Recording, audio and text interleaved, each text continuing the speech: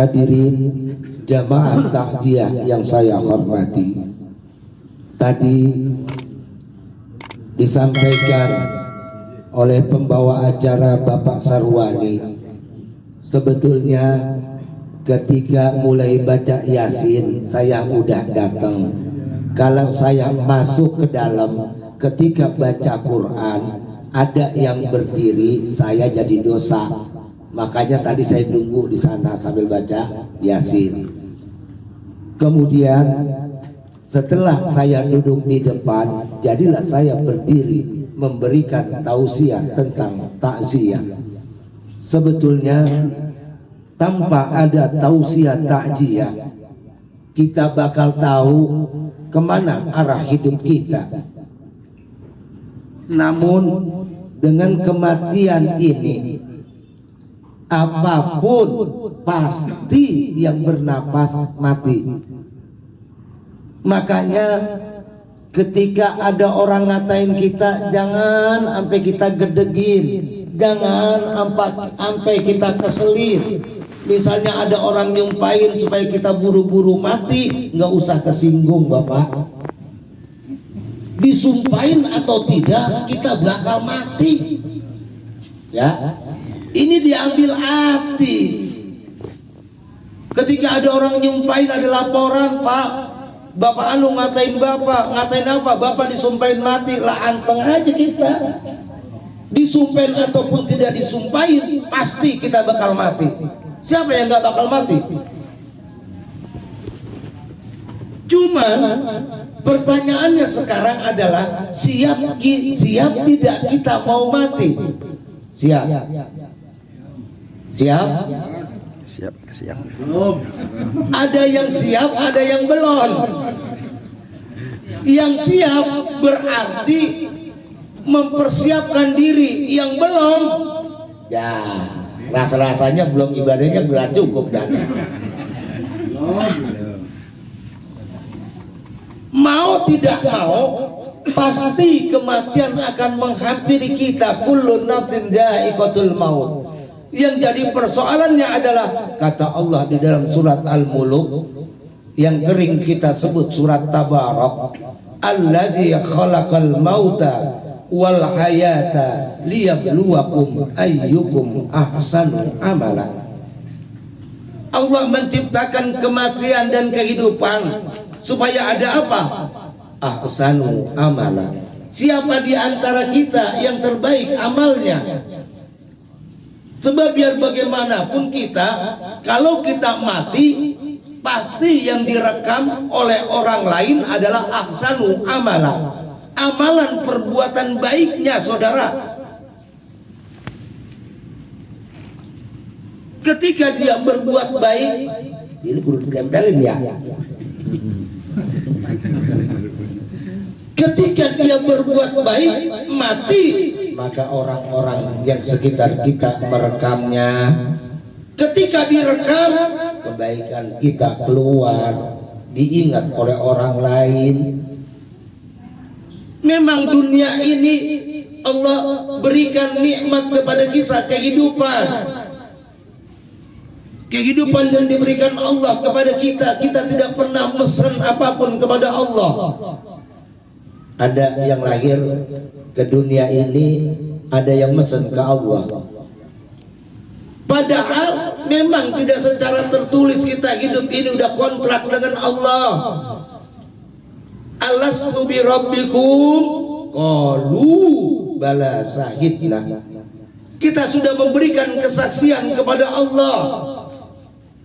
Ketika kita bersaksi kepada Allah, kita tidak pernah mesen apakah kita bakal jadi laki-laki, apakah kita bakal jadi perempuan. Ada yang mesen? Ada nggak? Kemudian dari perut siapa kita keluar? Ada yang mesen? Kalau mesen Allah, masa saya keluar dari bininya Jokowi aja. Kan nggak ada kita yang mesen, keluar begitu saja. Takdir Allah berjalan kepada diri kita. Ahsanu amala. Kita bersyukur diciptakan oleh Allah yang begitu sempurnanya kita. Laqad khalaqnal insana fi ahsani taqwim. Ini menggunakan kalimat laqad, sesungguhnya. Inna juga sesungguhnya, kana juga sesungguhnya, tapi menggunakan laqad. Nanti nanya dah sama guru, kenapa pakai kalimat laqad? Itu luar biasa, manusia diciptakan oleh Allah dalam bentuk yang sangat sempurna. Ketika kita sempurna, kita sudah bersyukur, Pak. Alhamdulillah kita masih dikasih hidup. Ketika kita dikasih hidup di dunia ini, banyakan senengnya apa banyakan ngeluhnya kita? Ngeluhnya. Jujur, bagus, cakep.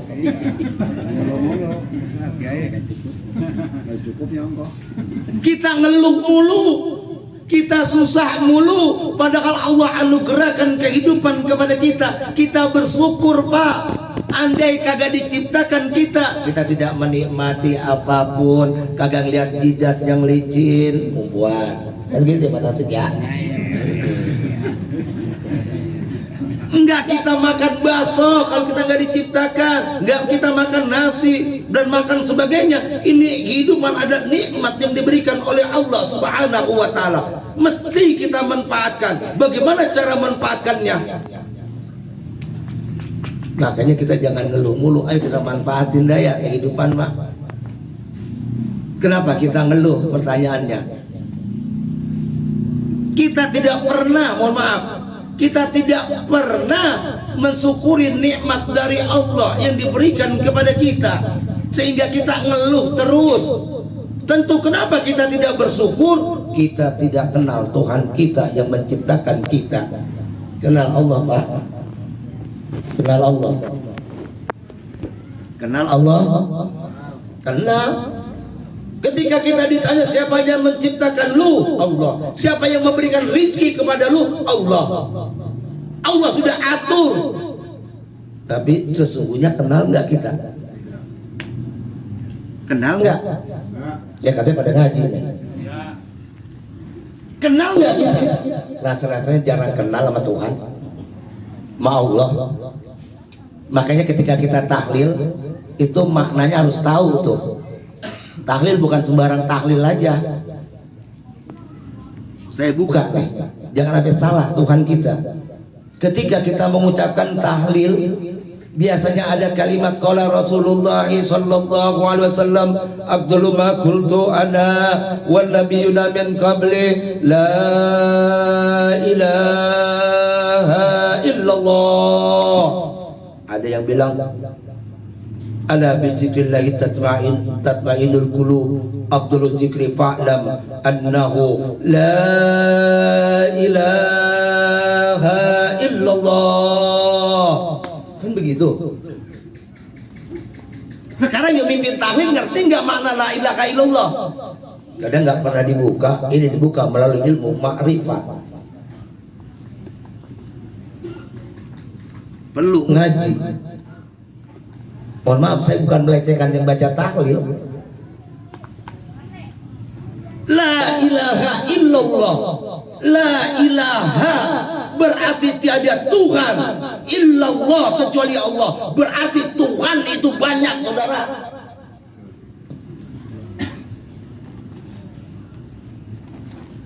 Ilah itu banyak, Tuhan itu banyak. Sekarang kenapa kita mesti ngeluh, keluh kesah? Tuhan mana yang lu sembah? Ini diakui di dalam Al-Quran. Bahkan kita tahlil, sebaik-baiknya zikir adalah mengucapkan kalimat la ilaha illallah. Tuhan banyak, tetapi illallah kecuali Allah. Ada ilah di situ, illallah. Ilah kecuali Allah. Bukannya ilah ada yang begini nih, ada yang pakai tasdid. Ilah berarti ada tasdid nih, illallah berarti itu disentak tuh, ada tasdid. Kecuali maknanya tiada Tuhan selain Allah. Biar bagaimanapun kita, sebab kita kehidupan di dunia ini akan berakhir, akan kembali kepada Allah. Inna lillahi wa inna ilaihi raji'un. Di situ ada kalimat lillah. Apa maknanya? Nanti jalan jauh dah. Nanti ada billah, ada lillah, ada billah. Sedikit kita ma'rifatullah. Memang saya kagak di rumah ma'rifat, biar jelas dulu. Siapa yang lu sembah? Kita nggak kenal, saudara. Akuin aja kita nggak kenal dengan Tuhan kita. Sembah mulai sholat, pertanyaannya sholatnya bener apa enggak? Coba kita lihat. Nanti memang kata Rasulullah di dalam satu hadisnya mengatakan, awwalu ma yuhasabu bihil abdu yaumal qiyamah as-shalah.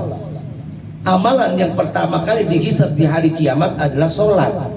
Jika sholatnya benar, maka amalnya semuanya perbuatannya benar. Jika sholatnya buruk, maka semua amalannya, kerjaannya akan buruk. Ketentuannya berdasarkan sholat. Sekarang sholat kita benar atau tidak? Ini lama nggak nih? Jangan lama-lama dah. Pokoknya jam 9 habis sama doa. Ini kita keluar dulu deh, kita artinya begini dah. Kita bakal mati kayak Ibu Turiem, bakal mati kita nanti. Cuman yang persoalannya mati kita tenang atau tidak. Kalau memang diukur kehidupan kita yaitu tentang sholat kita, sekarang sholat kita bener enggak? Iya, kita akuin aja, terus terang aja. Tahu sebelum sholat ada apa sholat? Sebelum sholat kita ngapain? Ada azan yang dikumandangkan oleh muadzin. Pertanyaannya lagi, paham nggak dengan kalimat muadzin atau azan itu? Paham nggak? Pernah nggak dibuka diajarin sama guru-guru? Belum pernah ya, rasanya kayaknya. Dari situ nanti kita betul-betul tahu Tuhan kita. Muadzin mengatakan Allahu Akbar, Allahu Akbar. Kemudian asyhadu an la ilaha illallah, asyhadu anna Muhammadur Rasulullah, hayya 'alas shalah, hayya 'alal falah, Allahu Akbar, Allahu Akbar. Ini azan ya. Suara saya kagak bagus. Sebab dulu saya masih kecil tuh ada musola, mepet banget sama rumah. Saya beraniin diri lagi masih kecil. Jadi muazin, sholat maghrib. Habis sholat maghrib saya pulang girang batu, saya udah bisa azan gitu ya. Pas pulang kata gini nenek-neneknya, saya nanya, tadi siapa maghrib yang azan? Suaranya kayak sang bramok. Ya Allah Pak, semenjak itu kagak pernah saya Pak dengar speaker gue udah kalau azan udah gue mundur aja dah. Seharusnya saya ngomong kayak bramok, kalau udah ogah lagi dah. Kagak saya ampe sekali itu doang. Masjid dekat dari rumah saya yang namanya Haji Rob nggak pernah jadi muazin. Gara-gara apa? Trauma, udah dikatain suaranya kayak bramok. Begitu Mas Arwani. Makanya kalau nggak azan saya jadi ketakutan, malu. Kalimat muazin yang dikumandangkan oleh muazin yang disebut azan itu adalah wal awalu wal akhiru.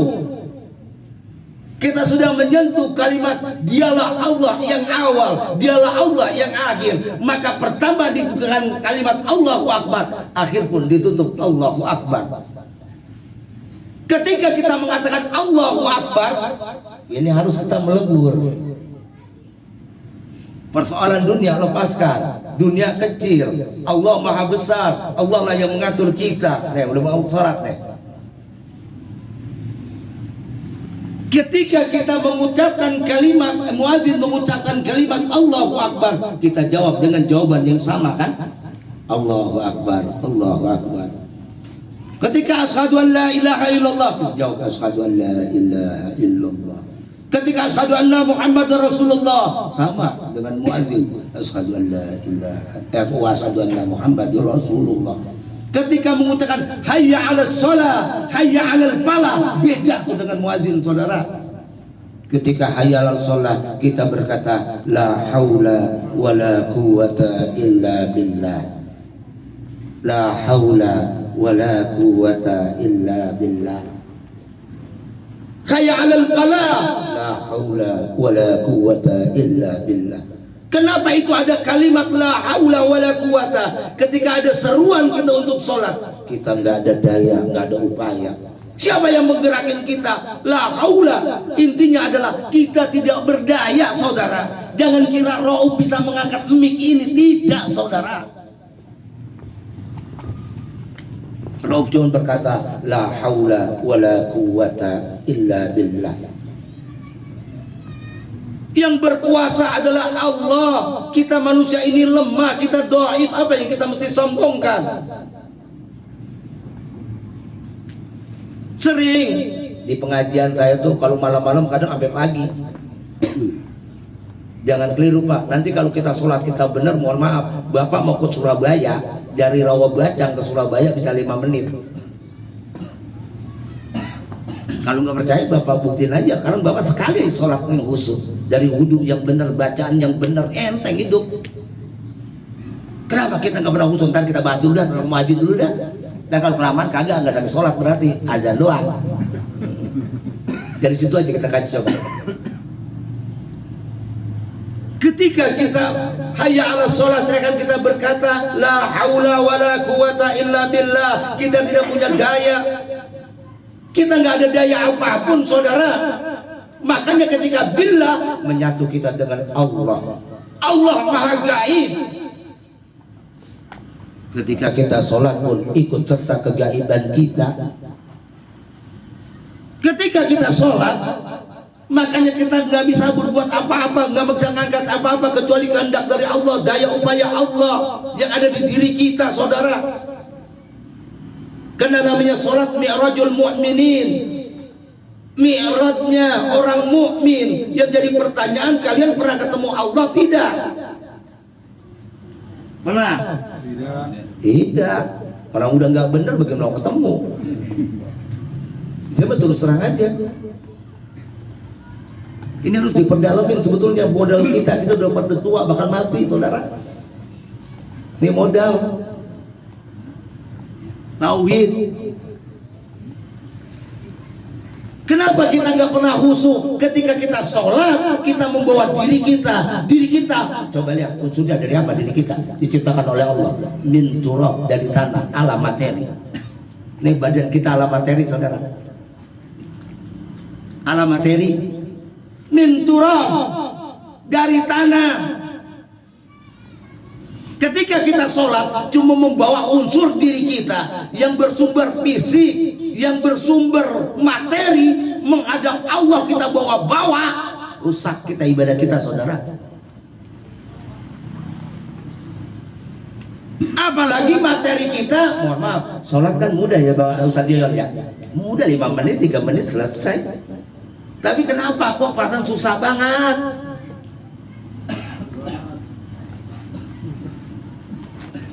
Kenapa susah banget? Jawabannya karena Allah ada kalimat subhanallah, Allah Maha Suci. Diri kita kotor. Makanya ketika kita sholat membawa diri kita yang kotor. Waduh, mental kita, saudara, Allah Maha Suci.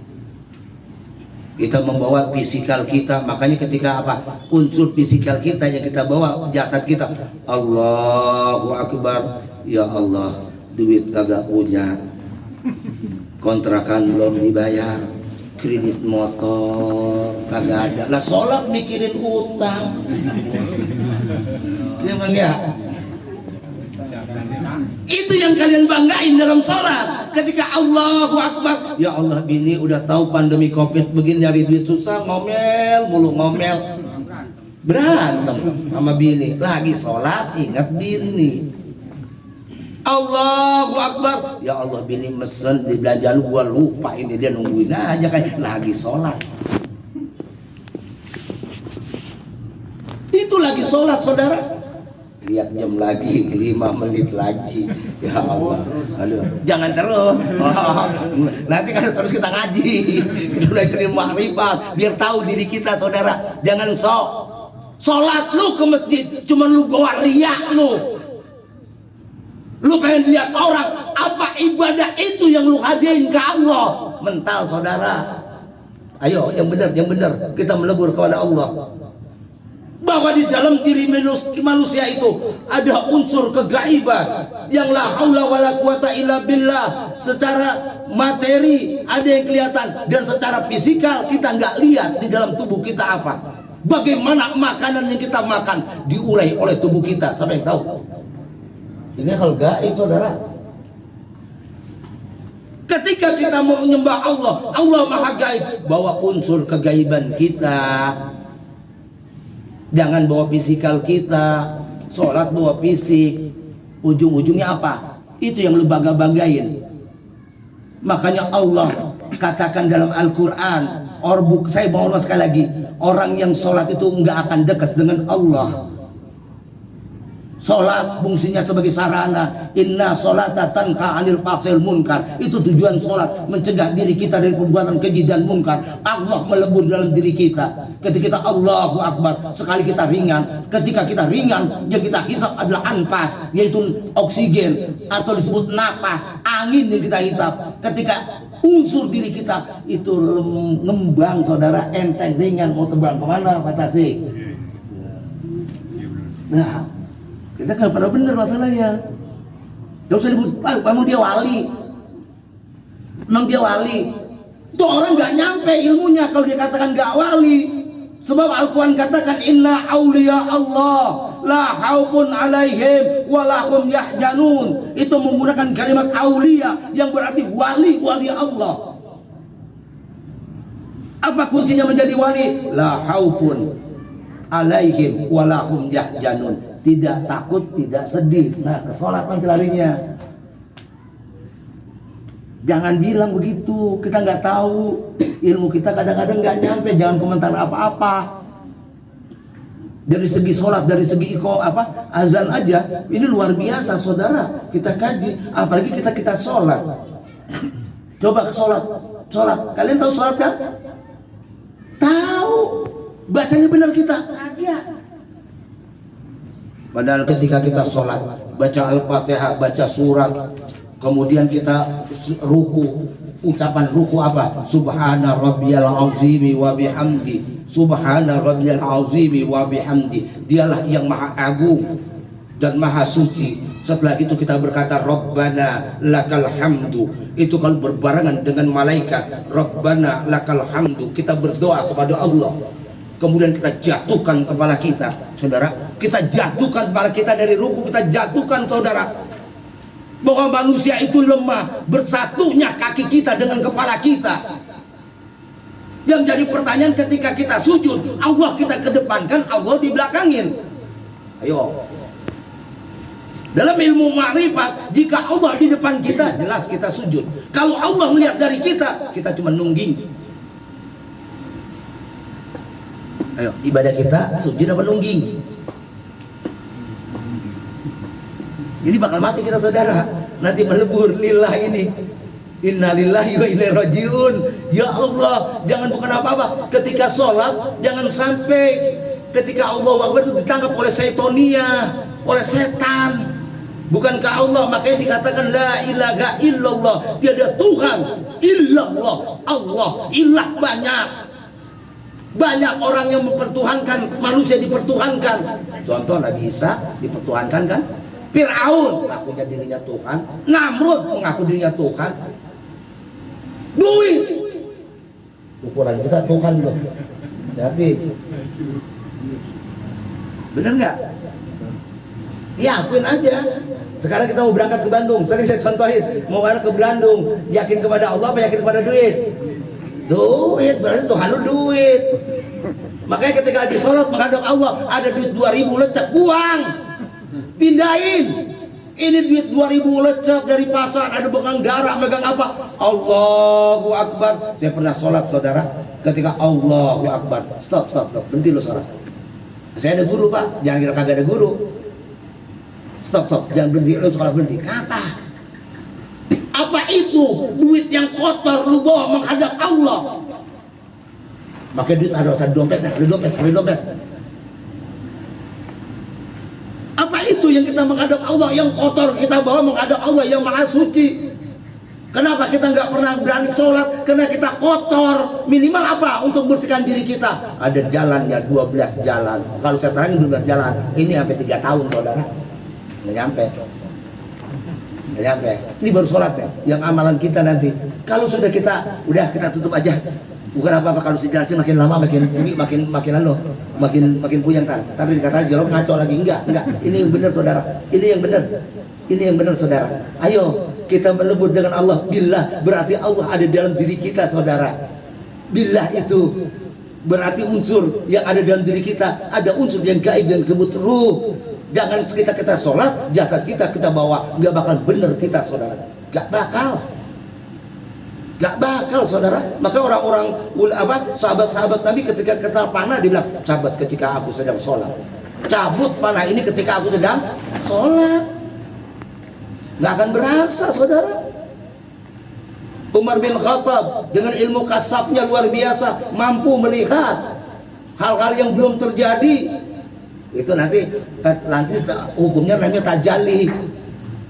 Ada orang yang tajalli, jadi orang yang kagak biasanya nih, nggak biasa, kagak umum, yang di luar hukum baik apapun tiba-tiba nyata, yang nggak masuk di akal, itu nanti tajalli nyampainya. Artinya begini aja lah, yang penting apa?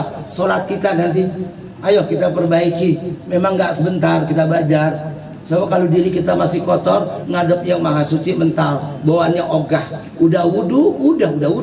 Bini kita rajin sholat, cerewet banget tuh cerewet. Ayo lo bang, udah sholat bang. Akhirnya sholat, karena disuruh dulu ini dah. Gak wudu bener jalannya. Ketika masuk kamar, sejadah digelar. Akhirnya apa? Megang HP. Ya kan? Lihat coba itu.